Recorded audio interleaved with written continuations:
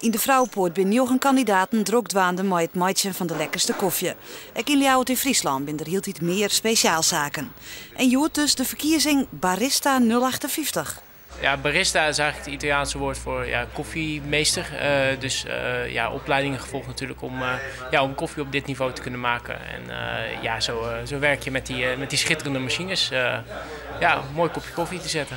Evelien Drijver is een van de deelnemers. Het maatje van een goede espresso of cappuccino is een heel werkje als je dat zou joggen. Mooi, een echte jury. Waar ik op let is altijd de kleur.